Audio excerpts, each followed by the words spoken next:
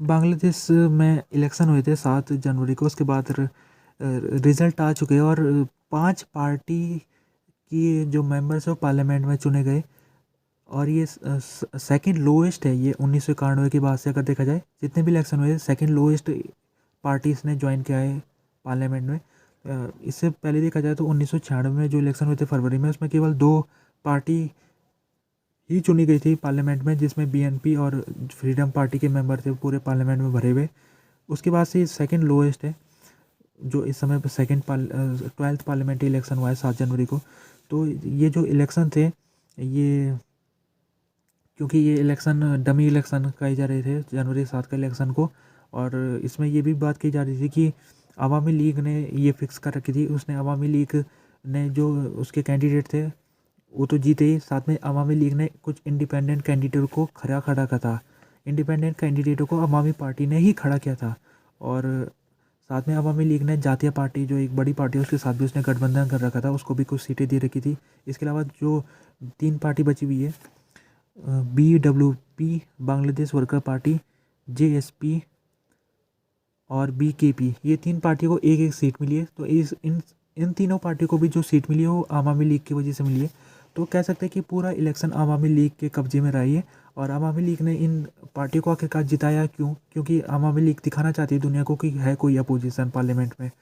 तो election result देखे तो अवामी लीग को 222 सीटें मिली थी, जबकि इंडिपेंडेंट को लगभग 60 के लगभग सीटें मिली थी। जातीय पार्टी को 11 सीट मिली थी और ये जो 3 छोटी पार्टी हैं इनको एक एक सीट मिली थी। तो टोटल मिला के 300 सीटें। और 300 सीट में माना जा रहा है 290 से ज़्यादा सीटें अवामी लीग ने अपने कब्जे में ली है, चाहे उसने डायरेक्टली ली या इनडायरेक्टली ली, लेकिन 290 से ज़्यादा सीटें उसके कब्जे में है। तो ये ऐसा मौका है इस समय की इलेक्शन में, इस समय जो पार्लियामेंट बनी है इलेक्शन होने के बाद, तो क्योंकि अपोजिशन है नहीं कोई पार्लियामेंट के अंदर, तो सरकार को स्क्रूटनाइज नहीं किया जा सकता है ढंग से। तो ये डेमोक्रेसी के लिए सही नहीं है। जब अपोजिशन नहीं होती है किसी पार्लियामेंट में तो डेमोक्रेसी के लिए सही नहीं होता है ये। अभी शेख हसीना का स्टेटमेंट आया। शेख हसीना ने कहा है कि अभी जो दंगे फसाद हुए इलेक्शन से कुछ दिन पहले, तो दंगे फसाद जिसने भी कराया हम उसको छोड़ेंगे नहीं।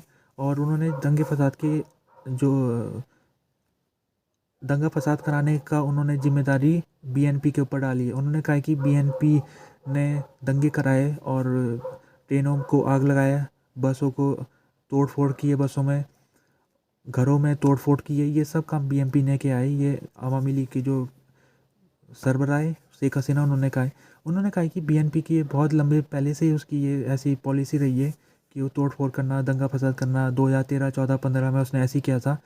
तो आवामी लीग ने कहा कि हम इनको छोड़ेंगे नहीं, जिसने भी ये तोड़ फोड़ की है हम सीसीटीवी कैमरे को खंगाल रहे और जो भी है उनको हम सज़ा देंगे। तो ये जो बीएनपी की बात कर रहा हूँ मैं, तो बीएनपी एक अपोजिशन पार्टी जिसने 12th पार्लियामेंट्री इलेक्शन जो जनवरी 7 के थे उसका बायकॉट कर रखा था बीएनपी ने। और बीएनपी हालांकि